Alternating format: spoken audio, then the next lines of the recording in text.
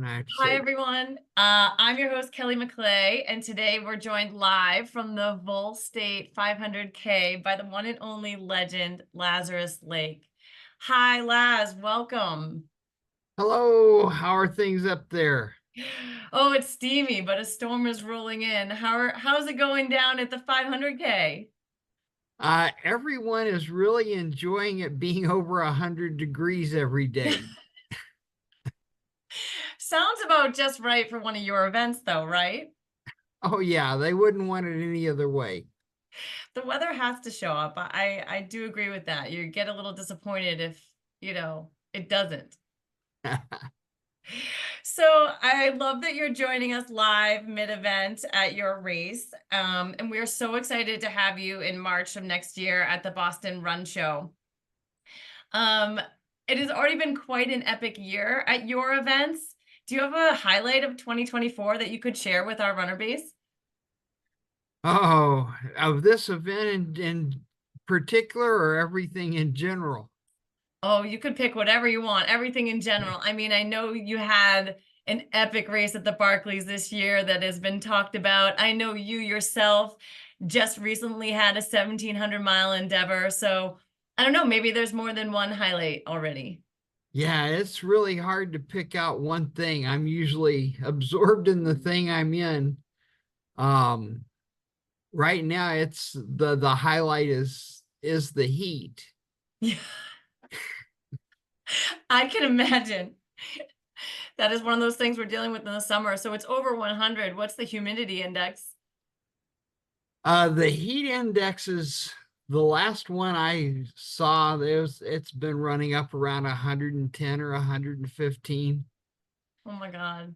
which is warm enough. I know that we it dropped below 90, and we had to put on jackets. Oh my God, you might be in a snowsuit by the time you get here in March in Boston. Oh, well, I know runners can't wait to, have your wisdom shared on the stage. And I know you're going to talk a little bit there about what it takes to finish one of your races, which are unlike any other. Is there any tip or trick that you can share today for those runners looking to get to the next finish line? um, yeah, you just keep focused on finishing. Everything that comes up, you just think how you going to work around it, through it, over, under, around, or through. And I think one thing we've seen here is uh, the the ease of quitting is a big deal. Even though most of the runners come from all over the country and all over the world, the about half the ones who've stopped have been the ones who can just call someone and have them come pick them up. Oh, interesting. So that's always in the back of someone's head, right? How do you overcome that then? What do you use? Uh, I just you tell you if it's really bad, you tell yourself, well, I'm going to quit up there. Yeah. And then when you get there, you move the line. I like it. So the finish line's always moving. Yes. Sounds about right for one of your events as well. So we're on the theme of summer, and summer is already off to an incredible start. And I know the Olympics are just a few weeks away. Is there an event you're most looking forward to? Oh, I've been really I watched pieces of the trials while I was doing my walk, Yeah. and or no, that was after the walk. At any rate, I watched the trials, all the track and field. I really enjoy track and field as a sport.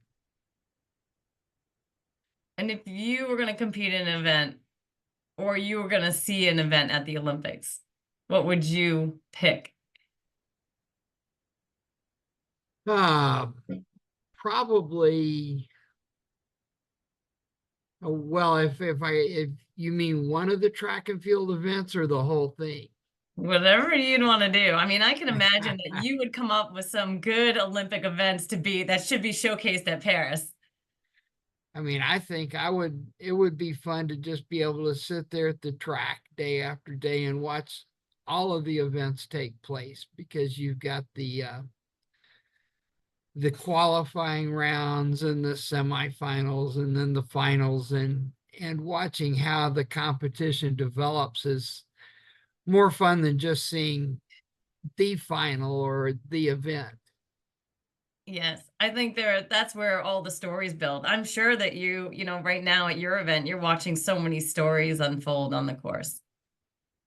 And there was an unusually high number of new runners this year, so a lot of them I met only briefly at the pre-race briefing 5 days ago, but you watch them moving on the tracker sheet day after day after day, and you see their ups and their downs and their long 12-hour periods and the short ones, and you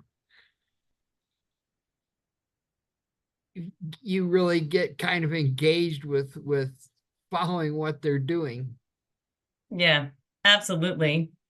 And I don't want to keep you too long from them. I think that is why we're in the industry of what we do, right? Watching people grow and challenge themselves. Do you have, I know that you just had the goal of, walking across country, and I saw some of your wisdom during that time. Is there a goal that you currently have now in 2024 or 2025? Um, After having to stop short, I'm really anxious to. My mind can't stop focusing on how to get back out there and complete what I started. It was an interesting change. The other long walks like that I've done. When I was done and felt so beat down, uh, physically and mentally. But this one, you just immediately roll over. You can't get it out of your head. How do I get back out there and get this finished? Yeah, we've all had those, right? If we're doing endurance events, like it's got to happen at some point. Otherwise, we don't know the good side too, is right. The fun part is taking on something where that you might not succeed, and unfortunately the flip side of that is you don't always succeed. Or maybe we redefine the success as well. Like, I can't wait to see how you attack coming back and what that finish looks like for you.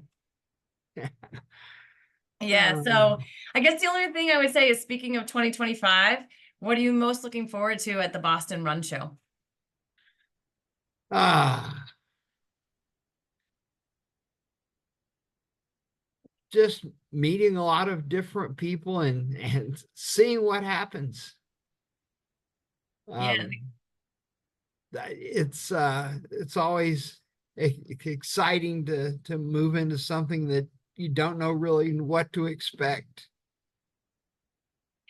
yeah, and when I was there and we were talking and meeting with so many runners and excellent vendors, it's just so inspirational to be at a show that is just engrossed in the best of the best in the running world. And we're so excited to have you during that time. I don't know how I slipped in with the best of the best. Yeah, absolutely. You're legends. You're really one of a kind, one and only. So, all right, entertain me. Now we're just going to do a rapid fire. This is just a rapid questions, and this will conclude our time together today. It's just a little bit of fun. So, Boston is my hometown. And when you're here in March, what is your must-do activity in Boston? To eat something I've never eaten before. And what would that be? Do you know? Well, if I knew, I would have already eaten it. Yeah, fair. Okay. Well, I don't know. I would imagine that your delicacy is quite further expanded than mine, but maybe some oysters or maybe a great lobster roll. That would be my recommendation. Something with seafood, definitely when you're close to the ocean. There you go. All right, donut or ice cream? Ice cream. And flavor? Throw a chocolate. There's only one flavor. Happy days. And people are dying to know, how do you like your eggs cooked? Ah, sunny side up. There you go. What's your post-run beverage of choice? Dr. Pepper. Just what the doctor ordered, right? Um, All right. This could be a New England thing, but in the winter, iced coffee or hot coffee? oh, no coffee at all. Oh, I'm not a coffee guy. there you go. Well, and finally, the age-old debate, pineapple on pizza, yes or no? Oh no. That's a crime against nature.